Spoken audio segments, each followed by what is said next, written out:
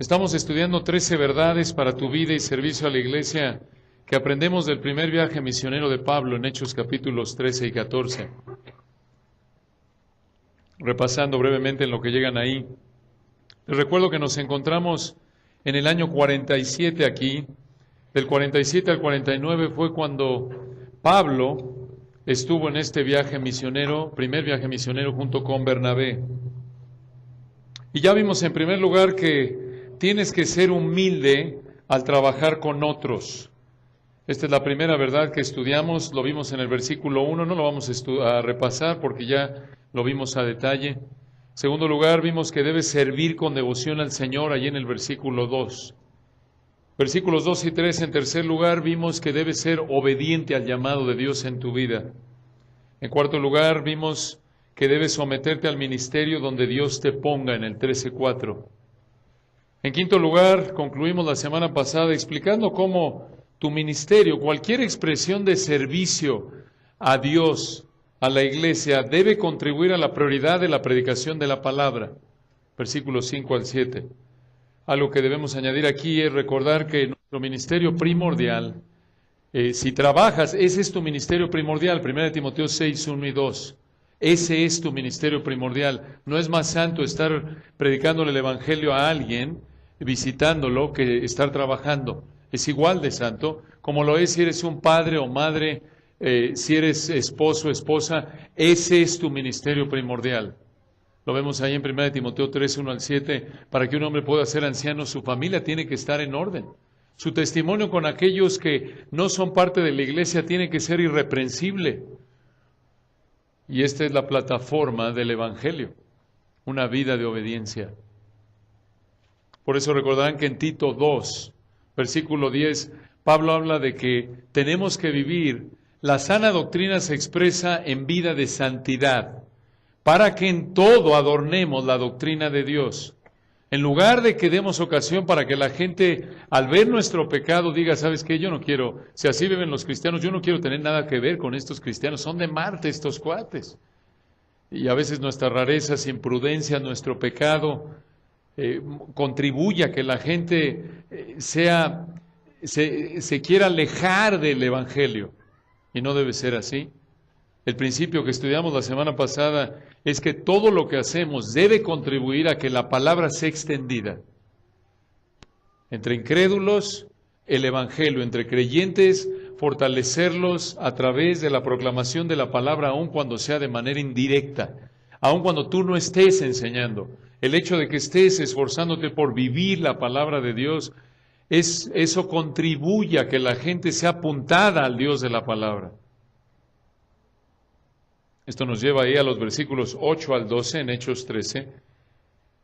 La sexta verdad para tu vida y servicio a la iglesia que aprendemos del primer viaje misionero de Pablo en Hechos capítulos 13 y 14 es: confía en Dios frente a la oposición. Confía en Dios frente a la oposición. Aquí en Hechos 13, versículos 8 al 12, vemos cómo Dios muestra su poder al juzgar a un hombre y salvar a otro. Al cegar físicamente a un hombre y al quitar la ceguera espiritual de otro hombre. Obsérvenlo ahí en Hechos 13. Vean en primer lugar en los versículos 8 al 11 cómo Dios juzga con ceguera física a un impenitente. Observen cómo Dios juzga con ceguera física a un impenitente. Para recordar el contexto, regresen al versículo 6. ¿Qué está pasando aquí? Hechos 13, versículo 6. Y habiendo atravesado toda la isla hasta Pafos, ¿qué isla? La de Chipre. Recuerdan, ahí están Saulo, Bernabé, y ahí está con ellos Marcos, Juan Marcos como su ayudante. Versículo 6, y habiendo atravesado toda la isla hasta Pafos, hallaron a cierto mago, falso profeta judío, llamado Bar Jesús, que estaba con el procónsul Sergio Paulo, varón prudente. Llamando a Bernabé y a Saulo, deseaba oír la palabra de Dios.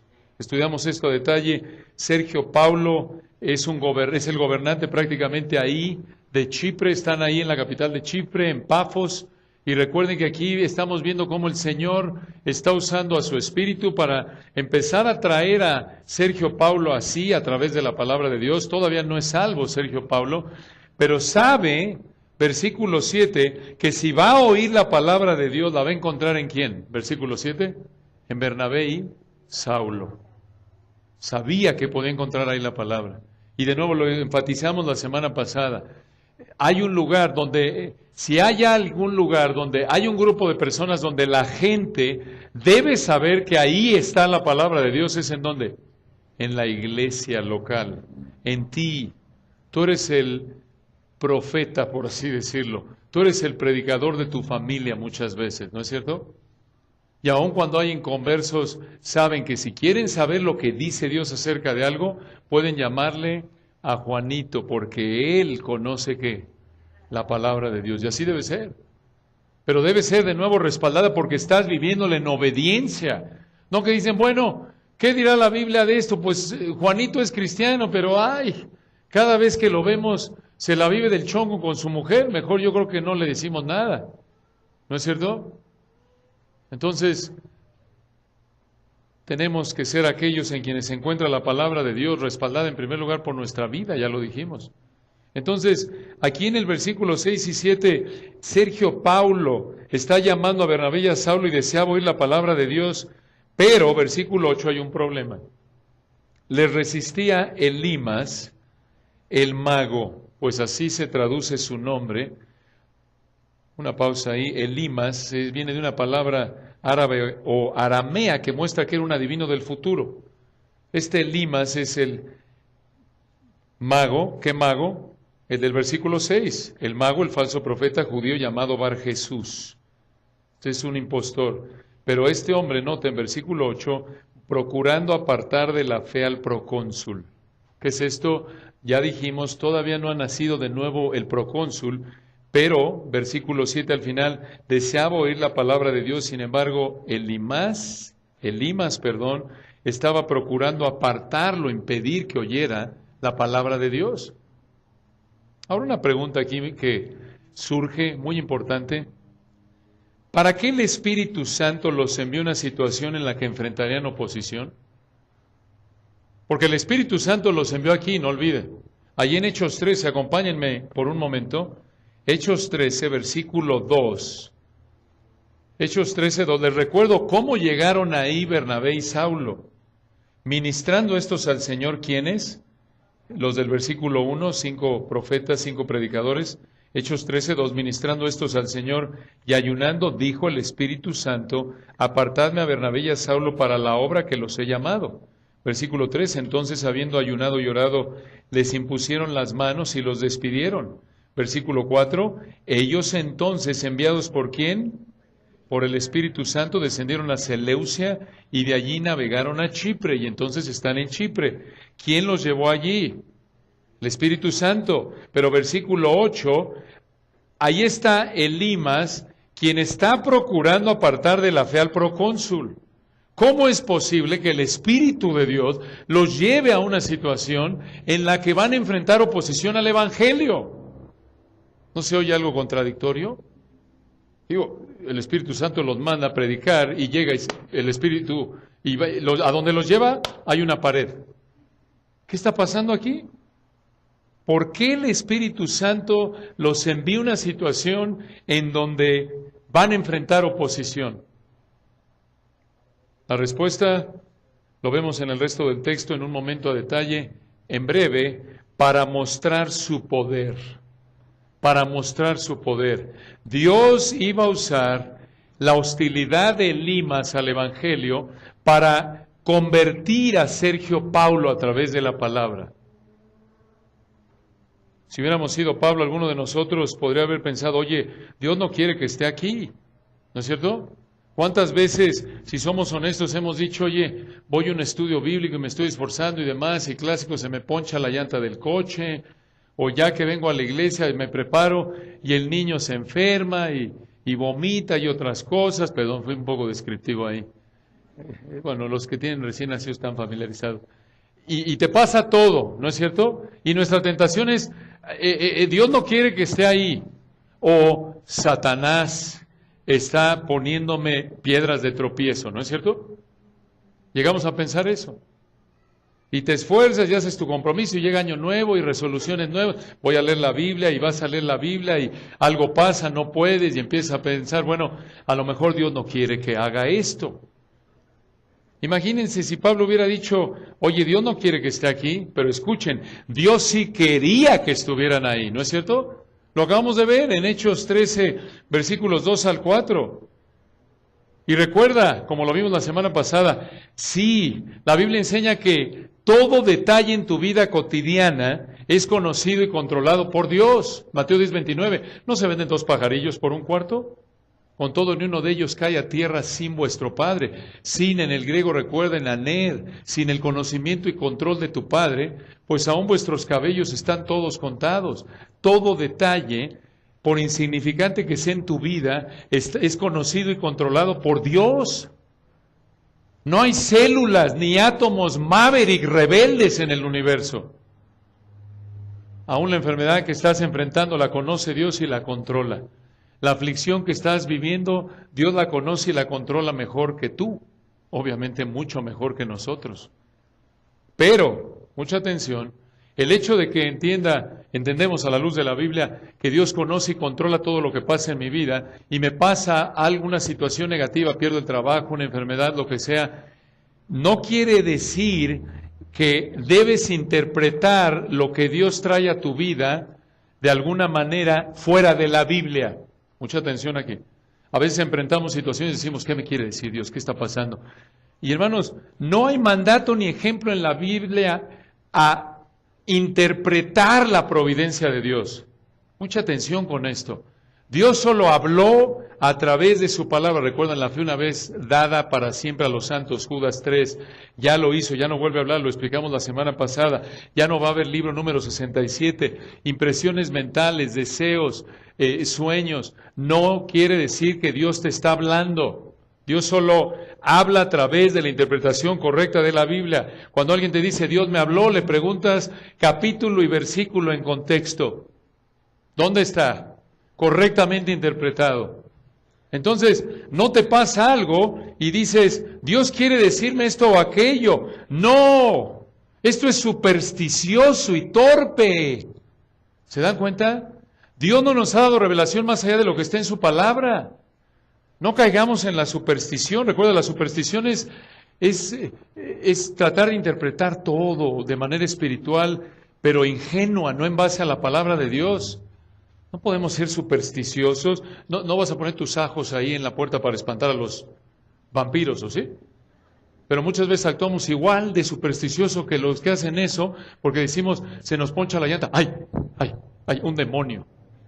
¡Oh, Dios! Ese es torpe. La Biblia no nos dice. Estamos como Job, ¿no es cierto? Job, todo lo que vivió, él no tenía ni idea. Su enfoque siempre estuvo ¿en dónde? En Dios. Obvio, Dios nos permite ver que hubo un asunto ahí entre Dios y Satanás. Dios permitió que Satanás tocara a Job para mostrar que la fe de Job era indestructible, porque era una fe divinamente dada, como la de cualquier otro creyente genuino.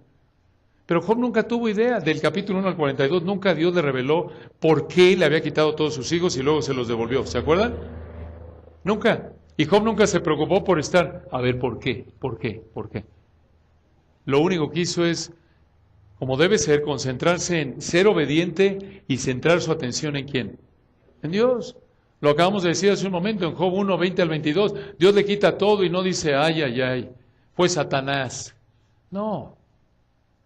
¿Qué me quiere decir Dios? No. Sino, Jehová dio, ¿qué? Jehová quitó, sea el nombre de Jehová, ¿qué? Bendito. Entonces, debes vivir conforme a principios bíblicos, y donde no hay principio que se aplique, ejerce sentido común después de haber considerado lo que la Biblia dice. Y muchas veces, hermanos, somos muy analíticos, y así debe ser. Buscamos evaluar, tomar las mejores decisiones en qué vegetales compras, qué comida comes, si compras o no este auto, este bien y demás. Pero llegamos a la Biblia y nos quitamos el área analítica y pensamos que por fe. No, Eso es ser supersticioso, ingenuo, no bíblico. La fe bíblica siempre está informada y actúa en base a ¿qué? A la palabra de Dios. Por eso el Señor mismo, recuerda, en Mateo 10:16 dijo, sed prudentes como ¿qué? Serpientes. Y a lo largo de las Escrituras se enfatiza, Efesios 4, renovaos en el espíritu de vuestro entendimiento. Romanos 12:2, ¿recuerdan? Sino transformaos por medio de la renovación de vuestro ¿qué? Entendimiento. Mateo 13, el Evangelio, para que puedas convertirte tienes que entender. Entonces, tienes que ser analítico, pero ¿en base a qué? A la palabra de Dios. Y pase lo que pase, recuerda 3 cosas. En primer lugar, no seas supersticioso. No pongas tus ajos en la puerta para espantar a los vampiros. En segundo lugar, obedece a Dios y confía en Él, recordando que conoce y controla los detalles más insignificantes de tu vida. Y en tercer lugar, ejerce sentido común informado por la palabra de Dios. Muy importante. Tienes que ejercerlo así. No porque quizás en la mañana tuve una diferencia con Robin y estoy ayudándole en el desayuno y me quemo al voltear una tortilla. Es mi especialidad, más allá no puedo. Me quemo la mano y digo, ay, Dios, perdóname, me castigaste porque me acabo de enojarme con Robin. No, yo no sé. Merezco eso y más, ¿no es cierto? Merezco el infierno porque soy un pecador. ¿No es cierto? Y ya salvo, ninguna condenación hay, voy al cielo, pero merezco la disciplina de Dios que ya Dios me hubiera llevado al cielo porque no vivimos de acuerdo, de manera perfecta al nivel de obediencia que debemos vivir. Entonces, tengo cuidado y me doy cuenta, bueno, ¿sabes qué? Me quemé al voltear la tortilla porque me distraje. Porque estaba volteando a ver a los niños y volteé la tortilla así. Ahí luego hermanas me dicen cómo hacer esto, todavía no he podido dominar esa arte. Voltear la tortilla sin ver. Entonces, ejerzo sentido común, ¿no es cierto? Obviamente, si pequé contra Robin, contra mi esposa, entonces, Señor, perdóname, voy y le pido perdón y sigo. Entonces, aquí en Hechos 13, el procónsul todavía no es un creyente, como lo vemos aquí en los versículos 7 y 12. En Limas, versículo 8, estaba oponiéndose al ministerio de los misioneros al esforzarse por alejar al procónsul de oír la palabra de Dios. Y hermanos, otra implicación práctica muy importante. Si Pablo y Bernabé, enviados por el Espíritu Santo, capacitados por Dios, como ya lo vimos, siendo Pablo apóstol y hacía milagros verdaderos, si él enfrentó oposición, si enfrentó dificultad en un ministerio al cual Dios le había encomendado y enviado, como lo acabamos de ver de manera explícita, ¿qué nos espera? Respuesta, lo mismo. A veces nos sorprendemos cuando enfrentamos aflicción en la vida, nos enfermamos, perdemos el trabajo, carencia económica, muerte de seres queridos. A veces nos sorprende, pero no nos debe sorprender. Job 5:7, como las chispas vuelan al aire, así el hombre ha nacido para la aflicción. Esto es debido a que vivimos en un mundo de pecado, en un mundo contaminado por el pecado. Desde Génesis 3 hasta Apocalipsis 19 va a haber dolor, va a haber muerte, injusticia, pecado y todo diferente manifestación de pecado que trae a nuestra vida, ¿qué? Finalmente, dolor, sufrimiento. ¿Ustedes creen que estaba contento Pablo y Bernabé cuando se opuso Elimas? No, seguramente no. El texto no lo registra, pero es probable que no. Es la primera vez que salen como misioneros. Y lo primero que enfrentan, primer viaje misionero, es ¿qué? Oposición. Entonces, la vida no es una vacación. ¿Por qué? Porque en primer lugar vivimos en un mundo contaminado por el pecado. Recuerden Génesis 3 con Adán y Eva.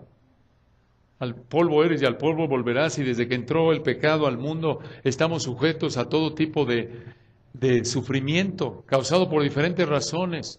Porque tu cónyuge, porque tu pariente, porque en el trabajo son injustos, porque tu cónyuge no te trata como Dios dice, porque pierdes el trabajo, porque tu matrimonio no es lo que debe ser, etcétera. Y hay dolor, pero en medio de eso, por la gracia de Dios, Dios nos sostiene con su palabra, pero otra vez, no tratemos de vivir una vacación, no tratemos de negar la realidad del sufrimiento.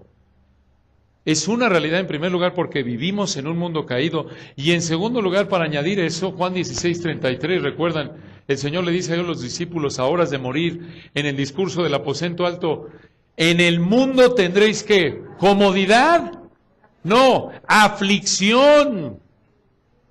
Y ahí está hablando de persecución, de lo que estaba viviendo aquí Pablo. No te sorprendas cuando en Navidad estás orando y orando, y llevas años orando, y te pregunta alguien del Evangelio, algún pariente, algún amigo en una cena de fin de año, y una pared. Ay, Señor, ¿por qué yo he estado orando? Estás en un mundo de pecado. Lo tienes que esperar, pero recordar Juan 16:33, más confiad, dijo el Señor, yo he vencido ¿a quién? Al mundo. Recuerda, no vamos a vivir libres de sufrimiento, sino hasta que estemos en el cielo. Y aquí en la tierra no vamos a disfrutar de comodidad perfecta y vamos a estar libres de sufrimiento aquí en la tierra, sino hasta que estemos reinando con el Señor aquí, en el milenio.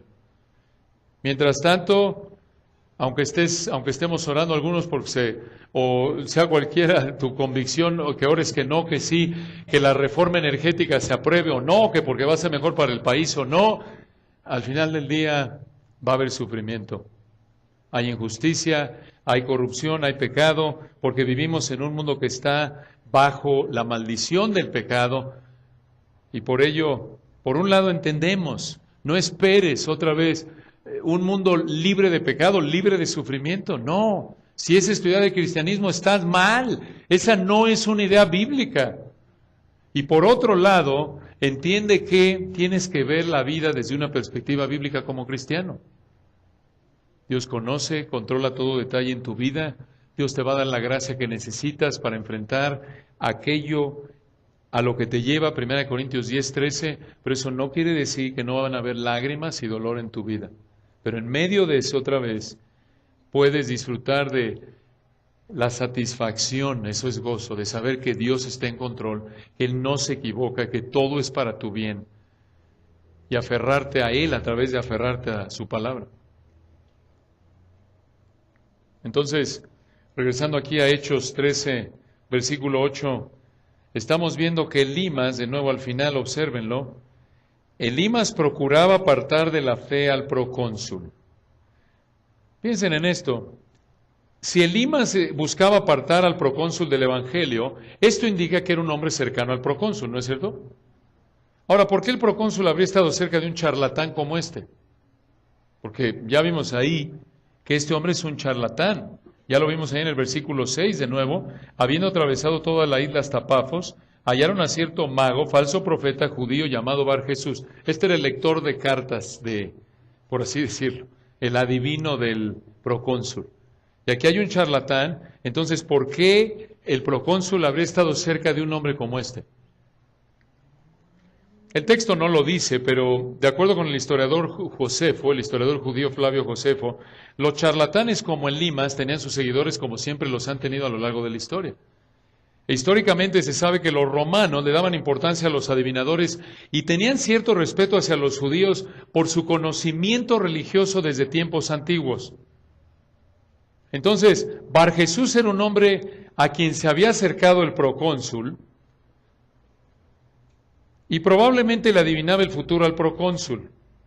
Obviamente la pregunta es, ¿por qué Elimas en el versículo 8 no quiere que el procónsul escuche la palabra de Dios a través de Pablo y Bernabé? El texto no lo dice. Probablemente es por la misma razón por la que Simón Mago, recuerdan, Simón el Mago trabajaba en Hechos 8, y era una razón que económica. En otras palabras, versículo 8, Elimas se oponía a que el procónsul escuchara la palabra a través de Pablo y Bernabé, probablemente porque no quería perder a este cliente. Oye, y es un buen cliente. Es el procónsul. Es, coloquialmente hablando, el mero mero de Chipre. Es el primer ministro de Chipre, por así decirlo. Versículo 9. Observen cómo responde Saulo ante esta oposición.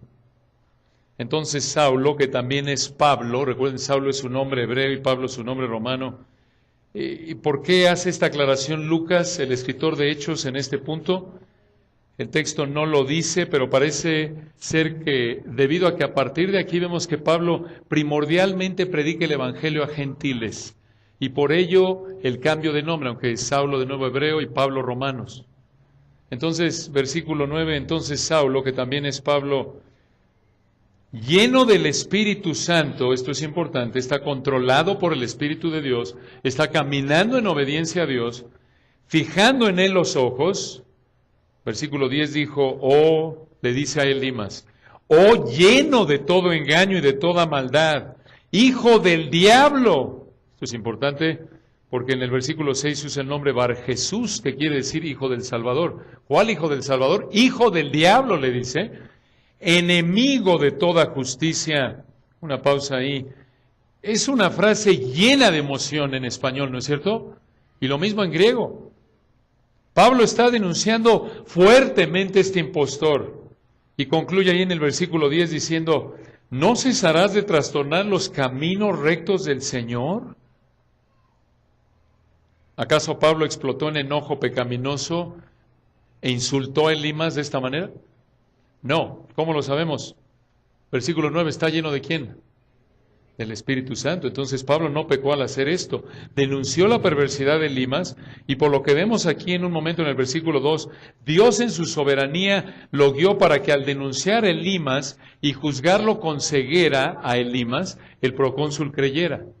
Recuerden, esta es una situación histórica única, este es un apóstol, alguien único que Dios está usando para hacer un milagro y muy importante aclarar, no estamos diciendo que actúes como Pablo y en tu próxima reunión de fin de año alguien se opone al Evangelio, no grites, quítate de aquí, perverso hijo del diablo. No, tranquilo. No te la vayan a devolver y se arma ahí una pelea innecesaria. No. Este es un apóstol en una situación histórica única. Dios nos manda amar a nuestros enemigos, ¿recuerdan? Mateo 5:44, bendecid a los que os maldicen, haced bien a los que os aborrecen y orad por los que os ultrajan y os persiguen. Entonces, tranquilos, este no es un ejemplo a seguir, esto es algo único, ¿no es cierto? Ejerce prudencia. Entonces Pablo sigue hablándole a Elimas, versículo 11, y le dice, ahora pues, le dice Pablo a Elimas, he aquí la mano del Señor está contra ti, y serás ciego, y no verás el sol por algún tiempo. Una pausa ahí, por cierto, Dios demostró misericordia, porque lo pudo haber cegado de por vida.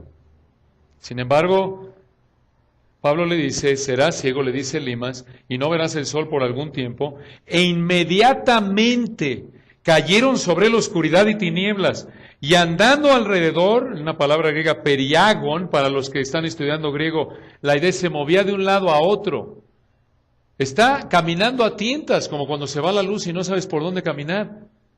Buscaba a quien le condujese de la mano. Este es un verdadero milagro. Algo excepcional, de nuevo para esa época, Dios a través del apóstol Pablo, así como Dios cegó como juicio temporal a los impíos de Sodoma y Gomorra en Génesis 19, así también cegó a Elimas usando a Pablo. Es interesante señalar que este es el único milagro que vemos en Hechos de juicio. Todos los demás milagros que vemos a lo largo del libro de los Hechos son para ayudar a alguien, por ejemplo, curarlos de una enfermedad, como el cojo de Hechos 3, ¿recuerdan? Etcétera. El juicio temporal contra Elimas puede ser visto como una ilustración del juicio eterno que le espera al que se opone al Evangelio y muere en esa condición. Obsérvenlo, Pablo advirtió en contra de este juicio eterno en 1 de Tesalonicenses 2, si me acompañan. 1 de Tesalonicenses 2.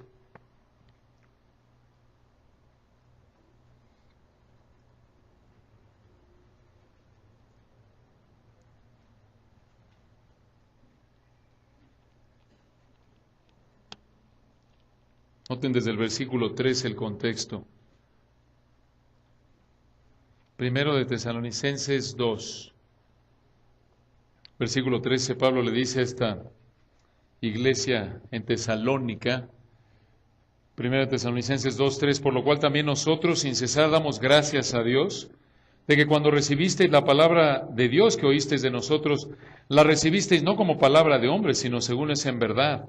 La palabra de Dios, la cual actúa en vosotros los creyentes. Versículo 14, porque vosotros, hermanos, vinisteis a ser imitadores de las iglesias de Dios en Cristo Jesús, que están en Judea, y escuchen esto, pues habéis padecido de los de vuestra propia nación las mismas cosas que ellas padecieron de los judíos. Esto es, las iglesias de Judea y la de Tesalónica enfrentaron persecución por parte de los judíos, y hablando de los judíos, Pablo dice, versículo 15, los cuales mataron al Señor Jesús y a sus propios profetas, y a nosotros nos expulsaron, y no agradan a Dios y se oponen a todos los hombres, como en Limas. Versículo 16, impidiéndonos hablar a los gentiles. Esto es, los judíos les impidieron hablar a los gentiles para que éstos se salven.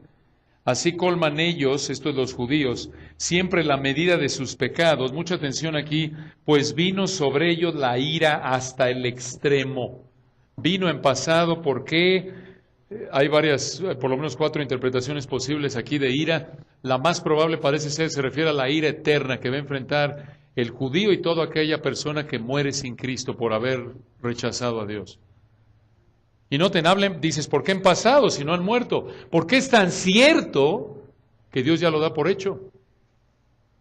Es lo mismo, por cierto, que en Juan 3, acompáñenme ahí. Juan 3, versículo 18, en un texto que ustedes conocen.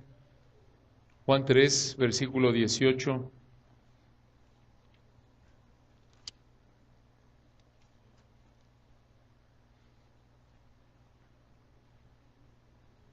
Después de ese hermoso versículo de Juan 3:16, porque de tal manera amó Dios al mundo, que ha dado a su Hijo unigénito, ¿recuerdan?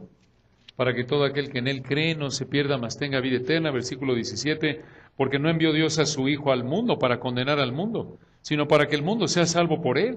Versículo 18, escuchen esto. El que en Él cree, esto es lo que dice el Señor, no es condenado. Pero el que no cree ya ha sido condenado, porque no ha creído en el nombre del unigénito Hijo de Dios. ¿Ya ha sido condenado al infierno?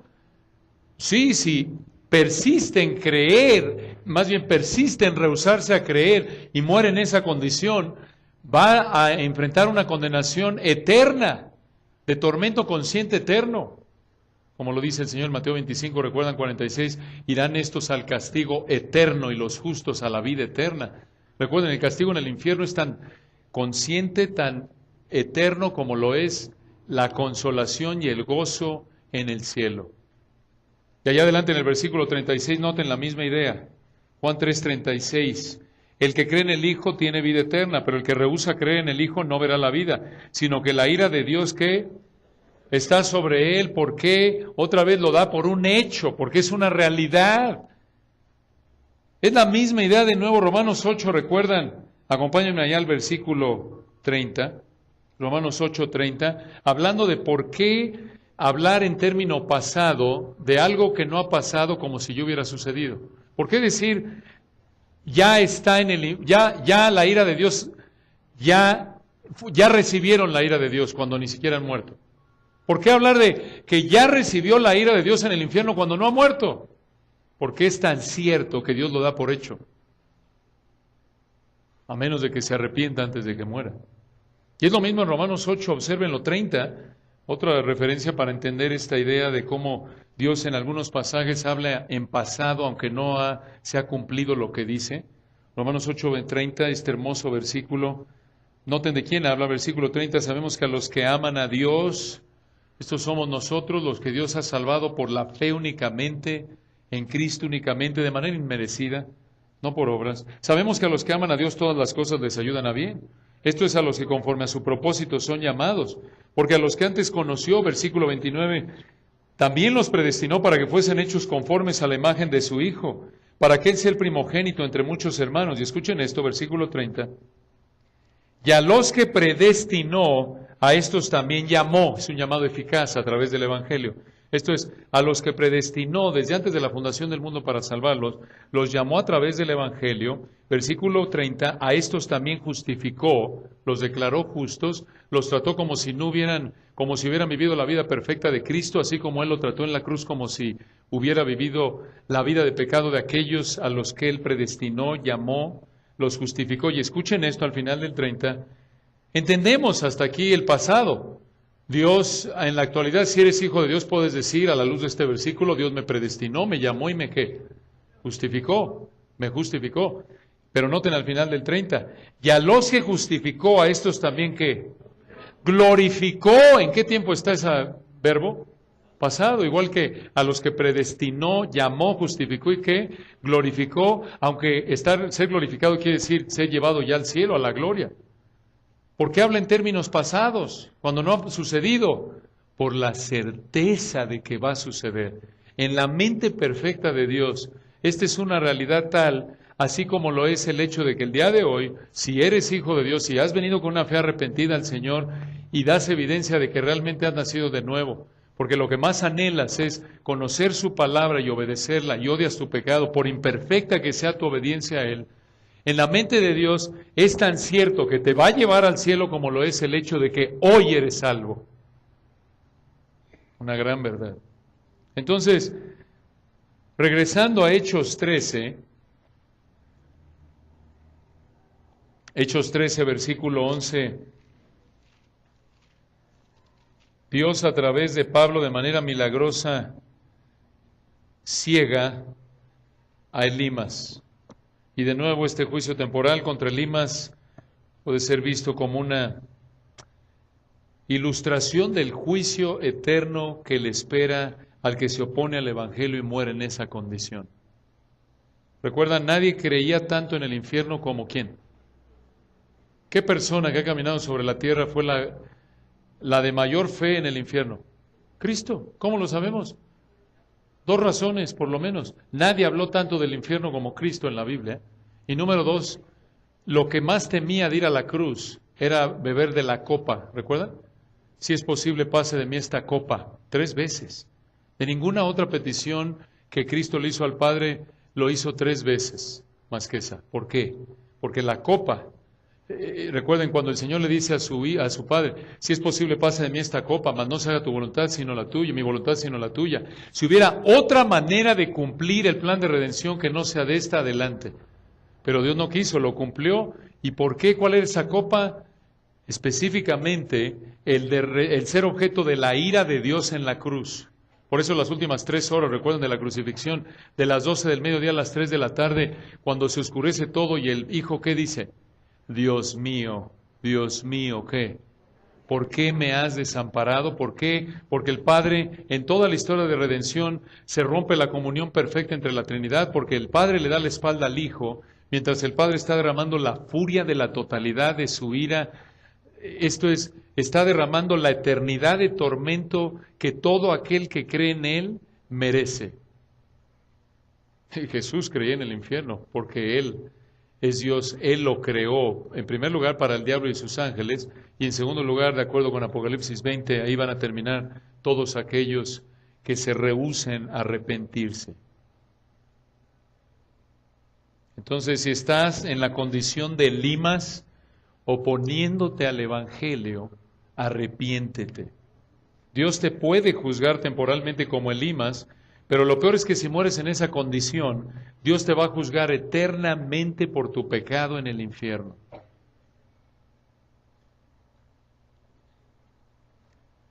Aunque Dios juzgó con ceguera a Elimas por su oposición al Evangelio, ahí en el versículo 11, observen cómo bendijo con vista espiritual al procónsul, versículo 12. Hechos 13, 12. Entonces el procónsul, viendo lo que había sucedido, ¿qué sucedió en el 11? La ceguera milagrosa inmediata de Elimas.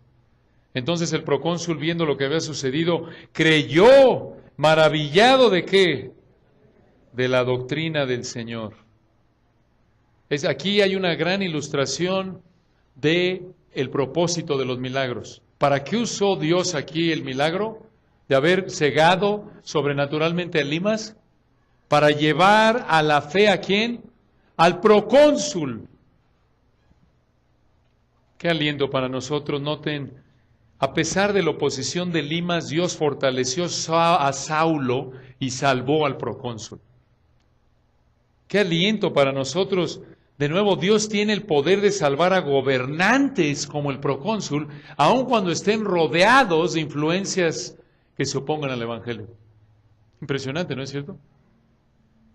Como Nabucodonosor, rodeado de idolatría y placer mundano, Dios lo convirtió en Daniel 4. Darío, rodeado de corruptos, en Daniel 6, Dios lo convirtió. Oremos por la salvación de nuestros gobernantes. Dios tiene el poder para salvarlos a pesar de que estén rodeados de un mar de pecado. 1 Timoteo 2, 1 al 8 nos manda a hacer eso. Y noten, hermanos, qué verdad. A pesar de la oposición al Evangelio, Dios tiene el poder para salvar a sus escogidos y fortalecerte frente a la oposición. Pablo lo confirma. Regresen conmigo por un momento ahí en 1 Tesalonicenses 2. 1 Tesalonicenses 2, y con esto terminamos.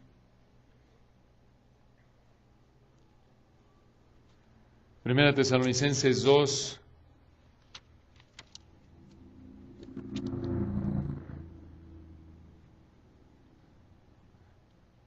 Observen lo que sucede en el versículo 1. Pablo está hablando de cómo fue su llegada a Tesalónica. Primera Tesalonicenses 2:1. Porque vosotros mismos sabéis, hermanos, que nuestra visita a vosotros no resultó vana. Pues habiendo antes padecido y sido ultrajados en Filipos, como sabéis, tuvimos de nuevo nuestro Dios para anunciaros el Evangelio de Dios en medio de ¿qué? De gran oposición. No fue color de rosa de nuevo. Esto lo veremos en el segundo viaje misionero de Pablo en Hechos 17. Otra vez hubo oposición. Pero a pesar de eso, a pesar de esa oposición, versículo 13, ya lo leímos, pero véanlo de nuevo. Por lo cual, 1 Tesalonicenses 2:13, también nosotros sin cesar damos gracias a Dios, de que cuando recibisteis la palabra de Dios que oísteis de nosotros, la recibisteis como palabra de hombres, sino según, no como palabra de hombres, sino según es en verdad la palabra de Dios, la cual actúa en vosotros, ¿qué? Los creyentes. Y regresen al 1:4 por un momento. 1 Tesalonicenses 1:4. Porque conocemos, hermanos amados de Dios, vuestra ¿qué? Elección. ¿Qué estamos viendo aquí? A pesar de la oposición al Evangelio, Dios tiene el poder para salvar a sus escogidos a través de su palabra y fortalecerte en medio de la oposición. Quizás estás evangelizando a alguien que tiene interés en oír el Evangelio, como el procónsul. Pero hay un Elimas ahí al lado. Hay alguien en tu trabajo, en tu familia que tiene interés, pero hay un Elimas ahí, alguien que quiere evitar que el Evangelio sea escuchado y creído. Escucha, ningún nivel de oposición estorbará los propósitos perfectos de Dios. Confía en Dios, quien tiene el poder de fortalecerte y salvar a sus escogidos aún en medio de la oposición. No temas. Es que le estoy presentando el Evangelio a un pariente, pero ahí está mi tía que trae la mochila puesta y trae su rosario y no sé qué, y le habla y me lo va a alejar. Dios tiene el poder.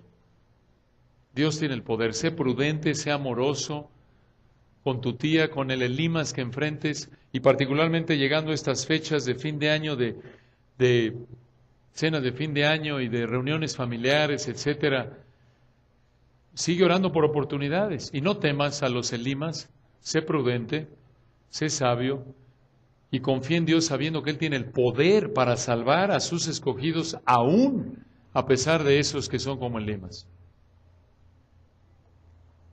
Vamos a detenernos aquí y si Dios quiere regresaremos en tres semanas. Vamos a hacer una pausa de Hechos. Vamos a tener, como tenemos el próximo domingo, este servicio especial de Navidad.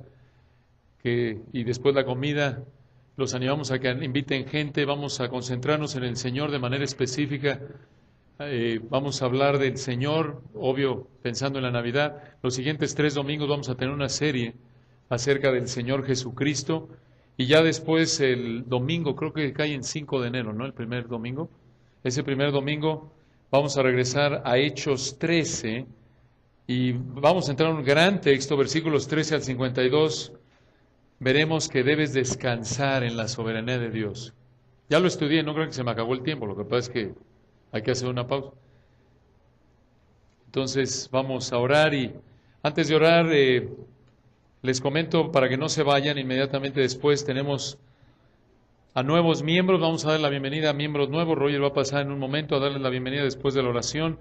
Les recordamos acercarse a la familia Bernard para expresar su amor, su apoyo. Y si alguno de ustedes está considerando ir ahí a evangelizar, apoyar a los Mazaguas, acérquense a Marco Jaime allá atrás. Robin y yo estamos planeando ir con los niños, piénsenlo, puede ser una buena oportunidad para que vayan con sus hijos, para llevar el Evangelio, exponerlos a situaciones en las que normalmente no están. Pero bueno, es una gran oportunidad. Oren por esta oportunidad y vamos a terminar en oración. Señor, gracias por el privilegio que nos das de haber abierto tu palabra en esta mañana. Gracias por estas verdades tan preciosas, tan ricas, tan necesarias para nuestra vida. Oramos, Padre, porque nos dé sabiduría en la vida cotidiana, que ejerzamos confianza en ti, sentido común, informado por tu palabra, que no seamos supersticiosos, sino seamos bíblicamente inteligentes, personas prudentes.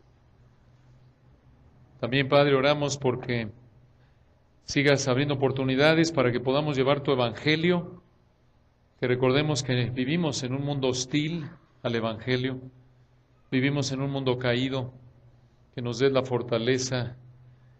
Tú conoces nuestra debilidad, nuestra tendencia a quejarnos y a desanimarnos no muchas veces seguir adelante y luchar como debemos cuando enfrentamos oposición. Ayúdanos, Padre, y oramos por hermanos que estén atravesando momentos difíciles de aflicción, por situaciones de salud quizás, económicas. Recordamos de nuevo a la amada familia Bernard Guido, pidiendo tu gracia para ellos, que, Señor, tú los consueles a través de tu palabra, a través de Cristo.